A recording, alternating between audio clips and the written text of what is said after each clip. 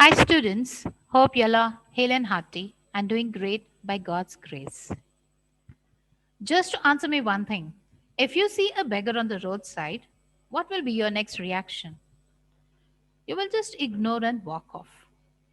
But it is quite opposite in this story, The Beggar. We shall start the story, The Beggar.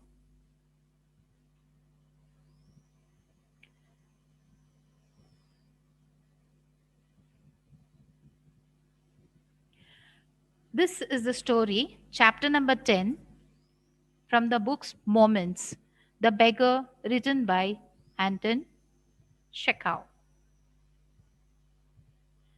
About the story writer, we will just go ahead with knowing about Mr. Anton Chekhov. Anton Pavlovich Chekhov, 1860 to 1904, was a Russian playwright and short story writer who is considered to be among the greatest writers of short fiction. Fiction here defines story based on imagination and not real in history. His career as a playwright produced four classics, and his best short stories are held in high esteem by writers and critics. Today, he is recognized as one of the world's most important writers of plays and short stories. His first work was published between 1900 and 1903. The story, The Beggar, is a story from his collection, and it is all about an encounter. Encounter here means meet unexpectedly between an alcoholic beggar and a well to do advocate, which results in the advocate providing him with a job. But will the beggar be able to mend his ways? Let's read the story and find out.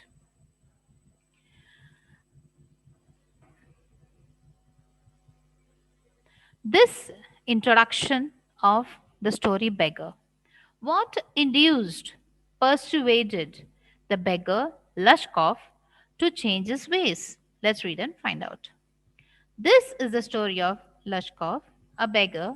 He earns a little by telling lies and thus evoking sympathy in his listeners.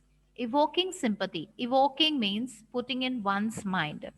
Sympathy in his listeners. One day he comes across Sergei, who does not give him alms, but offers him to give him work. Who does not give him alms means helping the needy and the poor by fulfilling their needs. Lashkov is weak and unwilling to do the laborious job of chopping wood, but the job is somehow done. He gives up begging. Years later, when Sergei comes across Lushkov, he is no longer a beggar but a respectable notary. Notary over here defines a legal representative. Then he discloses the fact that it was Sergei's maidservant who had chopped the wood for him. This act of her kindness had influenced him so much that his whole life was changed. Influenced here stands for affected, guided, controlled, or motivated. Kind sir, have pity. Turn your attention to a poor, hungry man. For 3 days I have had nothing to eat. I haven't 5 kopecks for a lodging. I swear it before God. For 8 years, I was a village school teacher, and then I lost my place through intrigues. I fell a victim to calumny. It is a year now since I have had anything to do. Now, here, 5 kopecks stands for Russian coin equal to 1/100th of a ruble. Plays through intrigues. Intrigues means make secret plans to do something illicit to someone. I fell a victim to calumny means the making of false and defamatory statements about someone in order to damage his or her reputation. A man was begging alms. He said that he had not eaten anything for last 3 days. He did not even have 5 kopecks to lodge a room in a hotel and spend the night. He that also he is lying and is swearing by God that he is speaking the truth. He had been a school teacher in the village for 8 years, but lost the job due to the conspiracy of his colleagues. For the last 1 year, he is without work. The advocate, Sergei, looked at the ragged, fawn colored overcoat of the suppliant, at his dull, drunken eyes, at the red spot on either cheek, and it seemed to him as if he had seen this man somewhere before. Suppliant here means a person making a humble plea to someone in power or authority. An advocate named Sergei looked at the light brown colored coat of the beggar. The beggar had dull, drunken eyes. There were red spots on both his cheeks. Sergei felt that he had seen the man before. I have now had an offer of a position in the province of Kaluga, the mendicant went on. But I haven't the money to get there. Help me kindly. I'm ashamed to ask, but I'm obliged to by some circumstances. Mendicant here stands for beg. The beggar continued that he had got an offer of a job in the state of Kaluga, placed in Russia. He did not have enough money to travel to the place. He wanted help, though he felt ashamed asking for it. But the circumstances forced him to do so. Sergei's eyes fell on the man's overshoes, one of which was high and the other low, and he suddenly remembered something. Sergei saw the man's shoes. Both of them had varying heel sizes. He remembered something.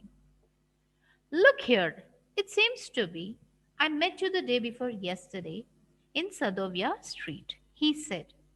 But you told me then that you were a student who had been expelled and not a village school teacher. Do you remember? Sergei said to the beggar that he met him before one day prior, that is, previous day, and he had seen the same beggar at Sadovia Street.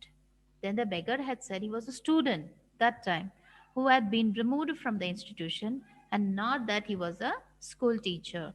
He asked the beggar if he remembered it. No, that can't be so, mumbled the beggar, taken aback. I am a village school teacher, and if you like, I can show you my papers. The beggar was shocked and spoke softly that wasn't possible. He reasserted that he was a school teacher, and for the proof, he can show his documents. Have done with lying. You called yourself a student and even told me what you had been expelled for. Don't you remember? Sergei said. Sergei again he said that he lied enough. He added that the beggar had told him that he was a student and even told the reason for getting expelled from his institution. Sergei flushed and turned from the racked creature with an expression of disgust. Flushed here stands for strong emotion. A feeling of dislike or strong approval. Disgust meaning a feeling of dislike or a strong disapproval aroused by something unpleasant or offensive.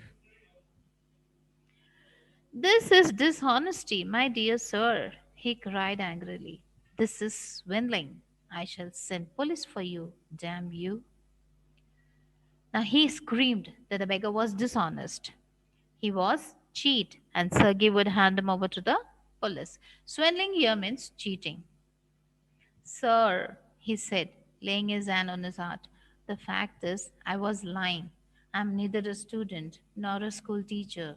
All that was fiction. Formerly, I sang in a Russian choir and was sent away for drunkenness. But what else can I do? I can't get along without lying. No one will give me anything when I tell the truth. What can I do? Now the beggar confessed that he was lying. He was neither a teacher nor a student. He had been a singer in the Russian group and was removed due to his drinking problem. He lied because people would not give him alms if he tell them the truth. What can you do? You ask what you can do, cried Sergei, coming close to him. Work. That's what you can do. You must work. Sergei screamed at him and said that he could work instead of lying. Work? Yes, I know that myself. But where can I find work? The beggar said he knew that he should work, but who will give him work? How would you like to chop wood for me? Beggar said, I wouldn't refuse to do that. But in these days, even skilled woodcutters find themselves sitting without bread. Now, here, without bread means without job. It's not a literal bread, without job.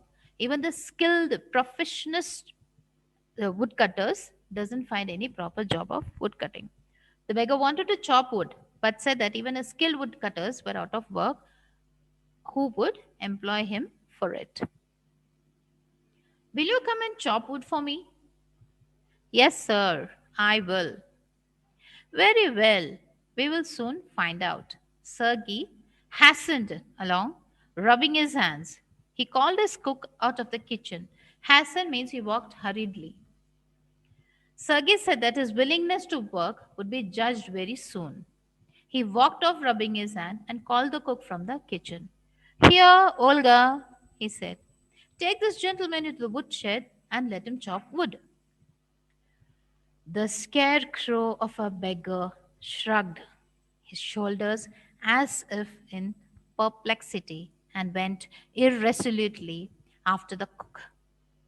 It was obvious for his gait that he had not consented to go and chop wood because he was hungry and wanted work, but simply from pride and shame, and because he had been trapped by his own words. It was obvious too that his strength had been undermined by vodka, and that he was unhealthy and did not feel the slightest inclination for toil. Here, this paragraph says, the scarecrow of beggars shrugged, means slightly to express doubt. Shrugging, you shrug your shoulder like this. Ignorance. Perplexity, state of being puzzled. Irresolutely means hesitantly. Gait, gait means walk. Inclination means interest. Toil here means hard work. The beggar resembled a scarecrow. His reluctance to work to go to the shed was signified by his act of shrugging his shoulder. He followed the cook hesitantly. He was hesitant because he was hungry, and although he wanted to work, he did not feel energetic enough to do it. As he had promised Sergei that he had to go to work, he did not feel strong enough because he was under the influence of the alcohol and was not fit to do laborious work. Sergei hurried into the dining room. From its windows, one could see the woodshed and everything that went on in the yard. Standing at the window, Sergei saw the cook and the beggar come out into the yard by the back door and make their way across to the dirty snow to the shed. Olga glared wrathfully at her companion, shoved him aside with her elbow, unlocked the shed, and angrily banged the door. Now, here, Sergei went to the dining room. He rushed up to the dining room because the window, which is situated in the dining room, to look outside the window, he could see the woodshed and the yard. He saw the cook and the beggar in the yard. They walked to the shed. The cook, Olga, stared at the beggar angrily, pushed him with her elbow, and shut the door. Wrathfully here meaning with hatred. Shoved him means pushed him.